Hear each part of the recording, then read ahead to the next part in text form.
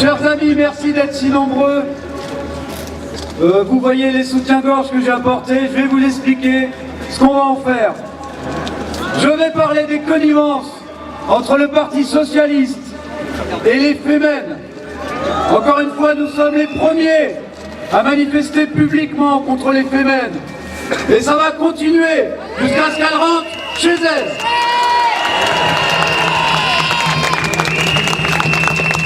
En décembre dernier, à la Mutualité, se tenait un colloque, la République contre les extrémismes. On y voyait, côte à côte, main dans la main, Manuel Valls, Vincent Payon, Christiane Taubira, et tenez-vous bien, Caroline Fourest. On se demande qui sont les extrémistes. Il y a quelques jours, Anne Hidalgo, candidate pour les Parisiens, vous êtes concernés. Anne Hidalgo, candidate socialiste à la mairie de Paris, elle défilait la semaine dernière avec des fenêtres, des poitraillés dans les rues de Paris. Cette même Anne Hidalgo, si tu m'entends Anne, c'est pas possible, avoir de la sympathie pour les femelles. Elle les trouvait, elle disait que c'était des femmes émouvantes.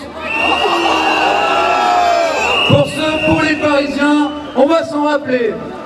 C'est sans compter, justement, sur Caroline Fourest, le James Bond gauchiste, l'inspecteur d'Éric Dupas, l'Antifa, qui est pourtant ami de ces terroristes.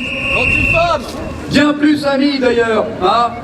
Ce sont beaucoup plus que de l'amitié qu'elle a avec Inna Tchetchenko. N'achetez pas son livre, mais dedans, il y a ses déboires et ses amitiés bien plus profondes avec Inna Tchetchenko. Celle-là même, invitée sur les plateaux de télévision régulièrement, qui injurie l'intelligence des Français, qui les défend, qui a tout monté contre nos amis de Civitas. C'est sans compter également Aurélie Filippetti,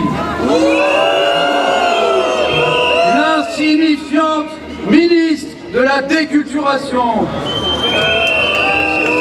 Cette femme, cette ministre, a décoré de la croix de chevalier des arts et des lettres Caroline Fourest.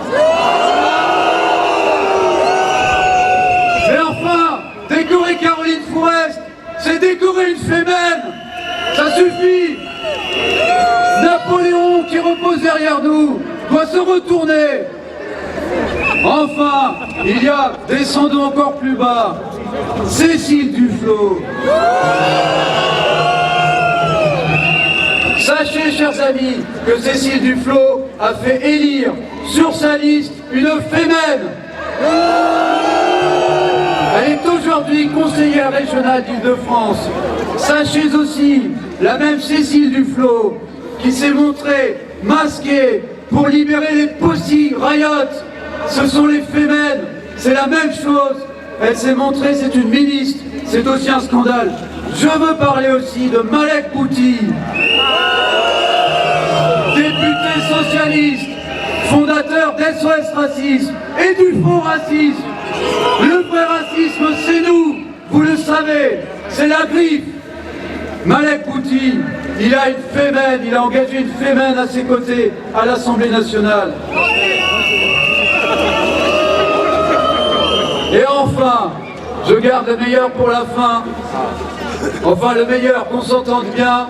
Je veux parler de François Hollande.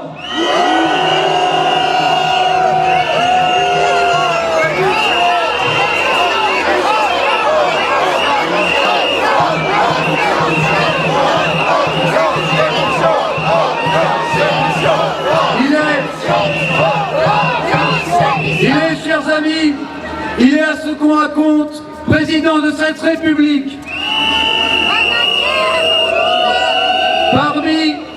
Parmi ces nombreuses provocations et autres projets complètement débiles, il a choisi comme symbole de la République française une fémène.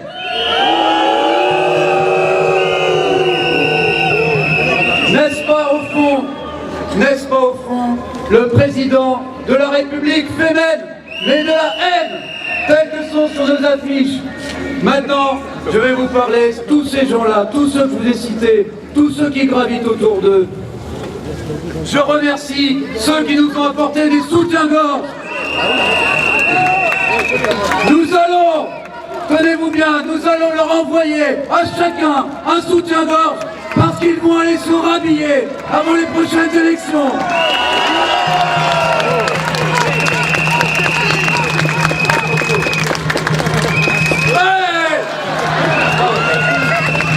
Écoutez bien, nous allons préparer. Évidemment, nous attendions des rafales de vent, il y avait un grand écran prévu. Vous allez quand même écouter, et je vais vous commenter. Écoutez bien ce qui va se passer.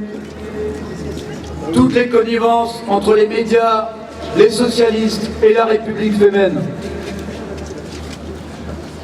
Paris accorde l'asile politique à la chef de file des Femen en France. Inna Shevchenko l'a annoncé elle-même ce lundi.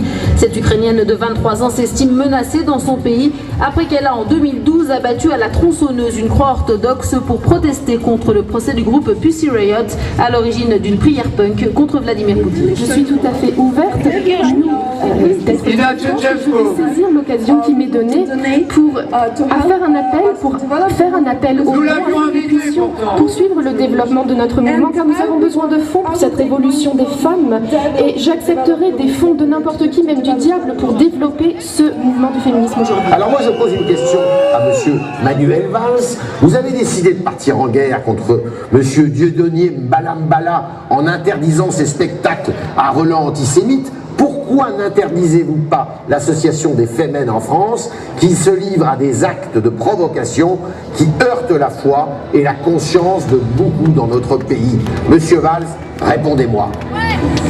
Moi je les trouve émouvantes, quoi. Bien sûr, je suis féministe, mais je ne serais pas inscrite dans des actions. Pardon, je regarde juste le sein, voilà. Vas-y, continue. Ouais, ok, vas-y. Donc tu disais que tu étais féministe. Je suis féministe et voilà, j'ai de la bienveillance pour elle, quoi. Mais en même temps, c'est dur. Moi, ce que j'ai vu comme journaliste, c'est des activistes qui sont arrivés 5 minutes avec des slogans humoristiques et plutôt sympathiques.